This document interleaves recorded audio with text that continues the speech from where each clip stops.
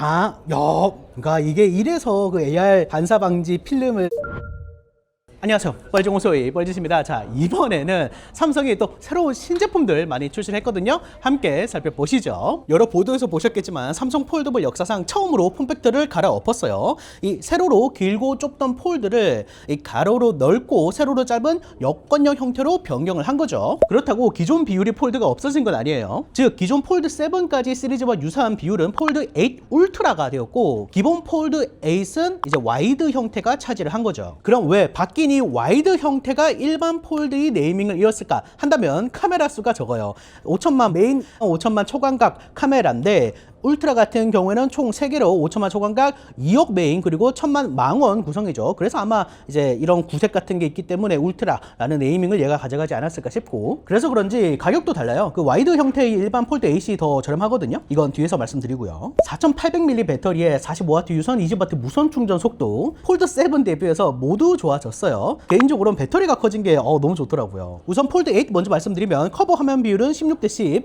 그리고 내부 화면 비율은 이제 4:3 비율인데, 이게 뭐 가로로 하면 4:3이고 세로로 하면 뭐 3:4고 그렇게 되는 거죠. 전 사실 폴드가 나오고 지금까지 이런 형태의 비율은 좀 별로라고 생각했거든요. 그러니까 이제 기존 폴드 비율은 조금 더 낫지 않나라고 생각했는데, 그 이유가 또 있어요. 왜냐면 이런 비율의 가장 큰 단점이 웹서핑 할 때라고 생각하거든요. 저는 사용 패턴의 70%가 사실 웹서핑인데, 뭐 이렇게 뉴스 같은 거 보다가 아니 가로로 꽉 채워버려요. 그냥 아무런 의미 없는 사진인데 이게 너무 꽉 채워져 버리고, 그래서 정작 아래에 있는 컨텐츠 영역이 굉장히 작아지죠. 근데 또 생각을 바꾸니까 긍정적인 부분이 또 있더라고요. 이걸 그냥 돌리면 돼요. 그럼 기존보다 훨씬 더 보기 좋은 형태로 바뀌거든요. 이거 물론 이제 억바라고 생각하시는 분들이 있을 수도 있지만, 제가 이걸 언제 느꼈냐면 그 트라이폴드를 좀 써봤을 때 세로로 돌리니까 너무 좋더라고요. 그러니까 이걸 뭐 가로로 보다가 세로로 돌리는 수고를 감수하더라도 요렇게 보이는 3:4 비율이 화면이 웹서핑이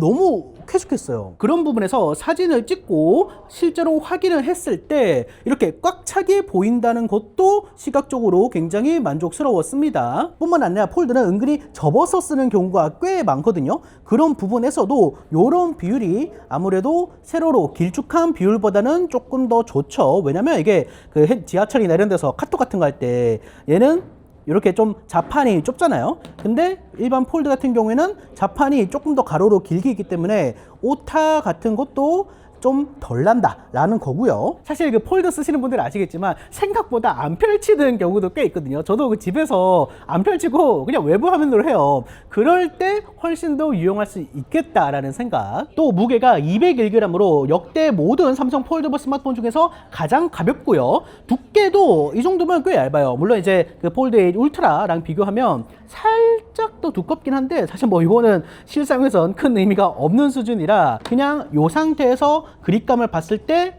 괜찮고요. 물론 이제 화면 비율이 4:3이기 때문에 이렇게 분할을 했을 때도 일반적인 스마트폰 2개 보는 듯한 느낌으로 보실 수가 있다라는 거. 그러니까 멀티태스킹 할 때도 당연히 그런 부분들은 괜찮은 거죠. 그래서 사실 폴드가 지금은 그냥 뭐 대화면 스마트폰 이런 느낌이지만, 사실 가장 처음에 나왔을 때는 접으면 스마트폰, 펼치면 태블릿 이런 개념으로 나온 거거든요. 이런 면에서는 조금 더 익숙한 화면 비율이지 않을까 하는 생각이 듭니다. 반면 폴드 8 울트라, 그러니까 기존 삼성 폴더블 폰의 화면 비율은 사진이 길게 나와도 그냥 무시할 수 있는 수준으로 아래 컨텐츠가 동시에 보이잖아요. 이런 면에서 전 사실 이 비율이 좀 더 낫다고 생각을 했었어요. 사실 이런 폴드가 컨텐츠 소모할 때 유리하다라고 하지만 그 한 가지 작업을 할 때는 불리했거든요. 그러니까 멀티태스킹이 아니라 뭐 예를 들어서 영상 같은 걸 이렇게 튼다고 한다면 위아래 렛터박스가 크게 있었죠. 그런 면에서 폴드 8이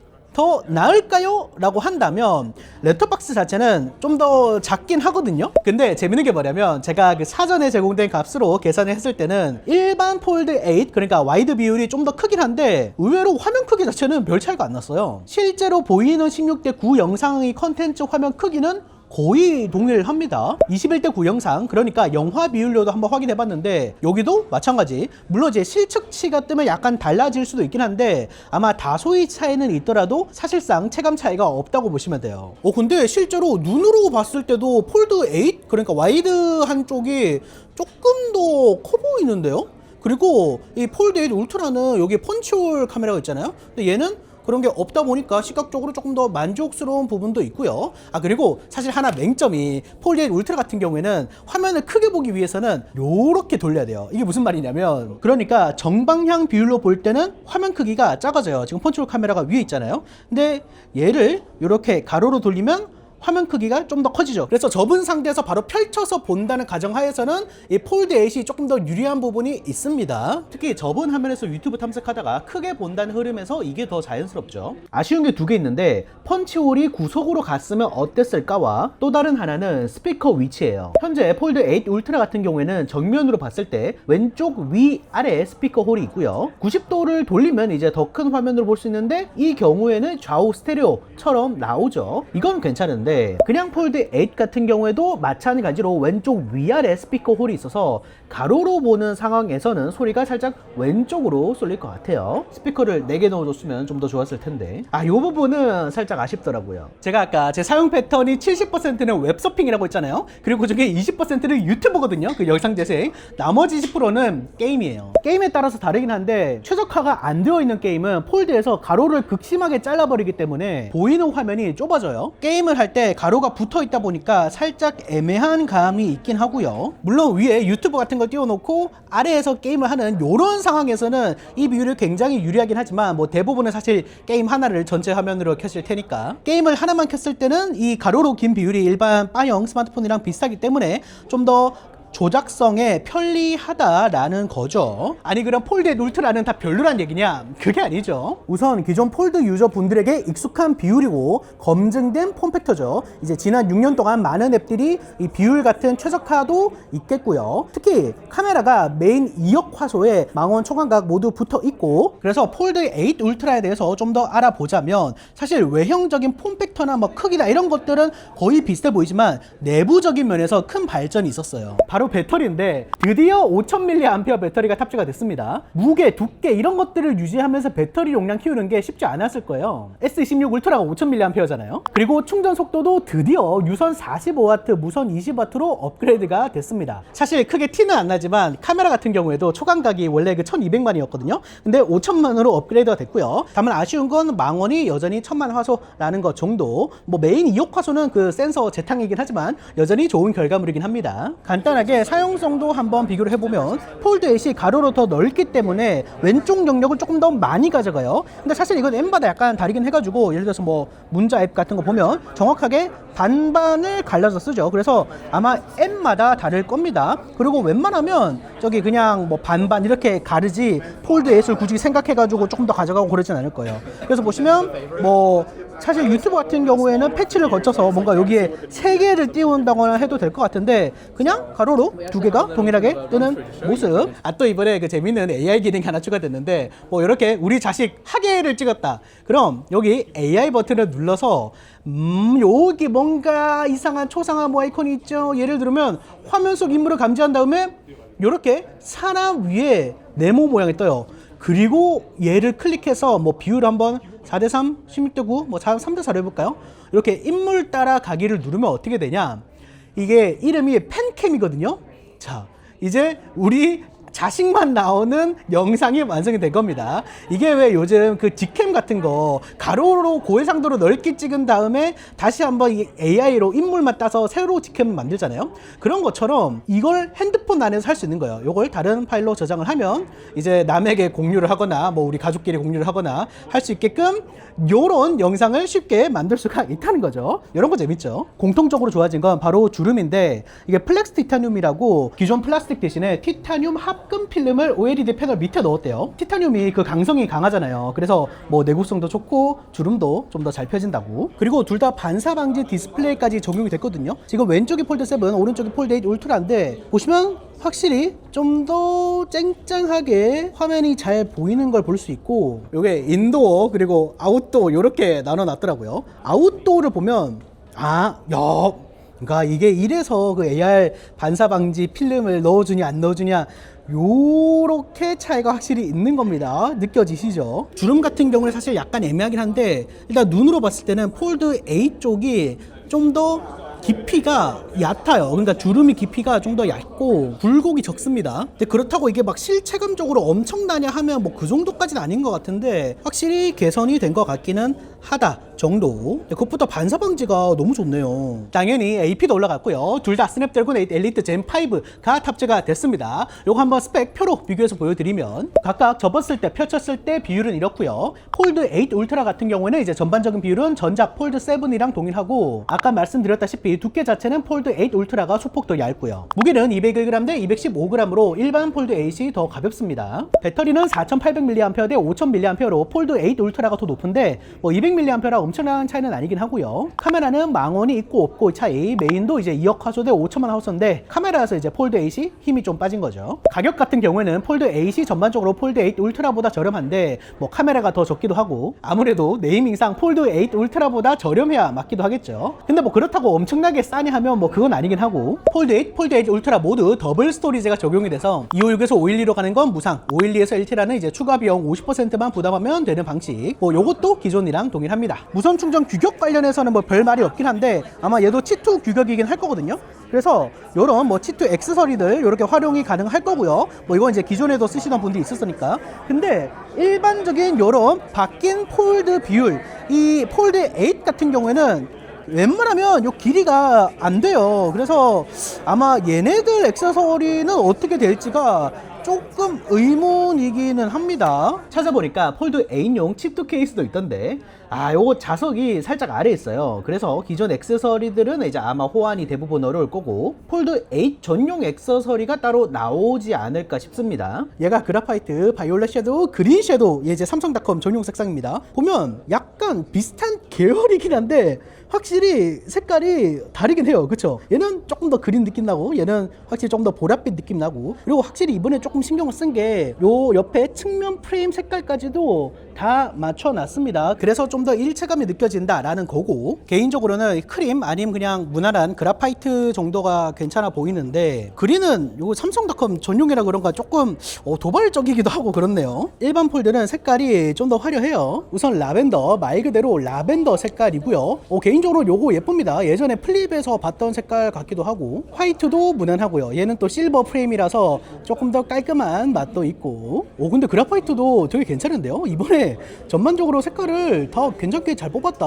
요거는 이제 삼성닷컴 전용 색상인 피스타치오 색깔인데 요거 되게 도발적이죠. 저는 의외로 이거 끌려 하시는 분들 되게 많을 것 같다는 생각해요. 특히 프레임 같은 것도 피스타치오 색깔 맞게 통일성 있게 잘 만들어놨고 전 이거 의외로 꽤 괜찮더라고요. 한번 플립을 살펴보면 Z 플립 8이죠. 사실 전작과 큰 차이가 없어요. 4.1인치 외부 디스플레이, 눈동자 2개, 땡땡. 그 카메라 화소도 똑같고요. 내부 화면 6.9인치 디스플레이까지도 동일합니다. 참고로 배터리도 4300mAh로 동일해요. 근데 이제 무게가 180g으로 전작 대비 8g 가벼워졌고 두께도 살짝 더 얇아졌거든요. 6.9mm에서 6.1mm로. AP도 이제 엑시노스 2500에서 2600으로 변경이 됐고 메모리 구성은 동일하고요. 그래서 뭐 사실 AP랑 무게 말고는 큰 변화가 없긴 해요. 아니 그럼 바뀐 게 없나요? 하면 소프트웨어가 꽤 많이 바뀌었거든요. 특히 이 외부 화면, 이 플렉스 윈도우, 뭐 플렉스 스크린이라고 하잖아요. 이게 완전 바뀌었어요. 그래서 기존에서 없었던, 그러니까 이게 사실 굴락을 이용해야지 이렇게 원하는 앱을 추가하고 이런 것들 앱이 들어가고 그런 게 됐었는데 그런 거 없이 그냥 이렇게 올려서 내 핸드폰에 깔린 앱들 볼 수 있고요. 추가 앱 눌러서 원하는 바탕화면에 쇼컷을 띄울 만한 앱들 그럼 틀면 크롬이 이렇게 틀어집니다. 근데 여기 아래가 그냥 잘리게 나오는 건 조금 아깝네. 그래서 외부 스크린만으로 이렇게 사진을 찍고 뭐 갤러리에 들어가서 사진을 지운다거나 뿐만 아니라 진짜 갤러리 앱에 들어가서 뭐 이런 식으로 사진을 정리한다던가 같은 것도 가능하다는 얘기고요. 사실 그 내부 스크린도 좀 더 재밌어졌거든요. 그 왜 이렇게 하면 이제 플렉스캠이라고 해가지고 뭔가 캠코더처럼 찍을 수 있었잖아요. 근데 이게 한 단계 업그레이드해서 그 화면을 요 밑으로 보낼 수 있어요. 그래서 나는 정면을 보고 있지만 실제로는 측면을 촬영하고 있다라는 얘기죠. 다만 전작 대비 가격 인상이 조금 있고 그래서 플립 폼팩터가 마음에 드는데 새로 구매하시는 분들에게 괜찮지만 플립 7에서 업그레이드 한다고 하신다면 이제 추천하기는 조금 어렵다. 색상 잠깐 보여드리면 우선 핑크, 얘도 폴드와 마찬가지로 이제 힌지까지 다 비슷한 톤으로 처리가 되어 있고요. 그래파이트는 요 정도 느낌, 그 폴드에 있는 그래파이트랑 거의 동일한 것 같아요. 크림은 색상이 이제 사실상 화이트라고 보시면 되고요. 여기 아래에 있는 그 C 로고는 아마 그 국내판에는 없거나 되게 연하게 처리가 돼서 나올 겁니다. 민트는 이제 삼성닷컴 전용 색상인데 요거 되게 발랄하죠. 모르겠어요. 호불호가 많이 있을 법한 색상인데 프레임까지 다 이런 색상 해놔가지고 퀄리티 자체는 뭐 있긴 합니다. 모든 색상 동시에 보여드리면 이런 느낌. 개인적으로는 뭐 그라파이트나 실버 정도가 제일 무난하지 않나 싶기는 해요. 그럼 웨어러블류 워치도 한번 볼까요? 워치 9 40mm, 워치 9 44mm, 그리고 워치 울트라 2가 있습니다. 먼저 워치 9 시리즈를 보면 워치 8부터 적용돼 이제 스컬클 디자인이 적용이 됐는데, 요거 이제 워치 8인데 보시면 완전히 동일하죠. 요 색깔이 약간 다른 거 이제 실버랑 그라파이트라서 그렇습니다. 사실 뭐 화면 크기도 동일하고 최대 3000니트 밝기도 동일해요. 사실 그 엑시노스 W1000 나오기 전까지만 해도 퀄컴이 그 워치류 에피에 그렇게 많이 공을 들이지 않았거든요. 근데 이번에 오랜만에 나온 만큼 성능이 꽤 올랐더라고요. 전작 대비, 그러니까 엑시노스 대비해서 CPU가 32%, GPU가 19% 향상이 됐다고 합니다. 그래서 아마 워치 9의 경우에는 뭐 외형 자체는 거의 동일하지만 요런 뭐 메뉴 넘기는 것들이나 요런 사용성이 굉장히 개선이 됐을 거고, 이게 사실 모바일에서 이게 AP가 되게 느렸거든요. 근데 빠릿빠릿한 거 보니까 마음에 듭니다. 워치 울트라 2는 변화가 좀 더 큰데요. 사실 뭐 디자인 자체는 전작이랑 거의 유사합니다. 여기 그냥 시침으로 돼 있던 게 숫자가 입력이 됐다던가 뭐 이런 소세한 부분 말고는 버튼이 뭐 3개 있다던가 이런 것들 비슷한데, 근데 이거 보여요? 두께가 이제 워치 울트라 이제는 1이죠. 얘랑 비교했을 때 살짝 더 얇아졌어요. 이게 12% 얇아졌다고 하는데, 근데 대단한 게 배터리 용량이 오히려 800mAh로 엄청 늘었어요. 그러니까 AP도 당연히 바뀌었고, 그러니까 기존에도 울트라는 그 배터리가 이틀은 충분히 갔었거든요. 근데 800mAh면 이제는 뭐 거뜬히 그보다는 더 많이 갈 거고요. 밝기가 울트라 2 쪽이 최대 5000니트로 더 밝아졌습니다. 기존에 이제 3000이었거든요. 밝은 직사광선 아래에서도 화면이 더 잘 보인다는 얘기고요. 기본 스트랩도 훨씬 더 얇아지고 가벼워졌다고 합니다. 울트라 2 같은 경우에는 뭐 트레일 러닝도 지원한다고 하고, 이번에 그 마레스라는 회사랑 이제 같이 해가지고 다이빙 전용 컴퓨팅 앱을 지원한대요. 그래서 이제 진짜 그 다이버 워치로서의 역할이 조금 더 강해진다라고 합니다. 하나 그 아쉬운 게, 이게 저 소문에 의하면 그 UWB가 들어간다라는 말이 있었는데 아쉽게도 UWB는 없다고 합니다. 그럼 워치 9의 AP 말고 달라진 게 없냐? 그게 아니라 삼성 헬스 앱에 보시면 여기 일단 신체 체력 지수라는 게 추가됐어요. 이제 내 신체의 체력 점수를 보여주는 거고요. 이외에도 보면 1일 유산소 부하, 그러니까 내가 운동을 기록이 자동으로 되잖아요. 그럼 이날은 좀 쉬어줘야 돼, 많이 했으니까. 이런 것들을 자동적으로 알려준다는 거고, 심장 건강이라는 게 추가됐어요. 근데 이게 뭐 직접적으로 심장이 뭔가를 재는 건 아닌 것 같고, 뭐 여러 가지 팩터를 이용해서, 그러니까 뭐 수면 시간이나 이런 것들 있잖아요. 혈관 스트레스, 그런 것들을 종합해서 심장 건강 수치를 알려주는 것 같고, 그리고 생체 징후라는 게 생겼어요. 이게 뭐냐면 기본적으로 내 몸이 어떤 평균값이 있을 거 아니에요. 그 평균값에서 뭔가가 하나 벗어난다. 오늘따라 뭔가 상태가 안 좋아. 그럼 먼저 선제적으로 알려준다는 겁니다. 이렇게 먼저 알려주는 것도 좋은 것 같아요. 내가 굳이 확인을 안 해도 된다는 거니까. 이게 진짜 헬스케어죠.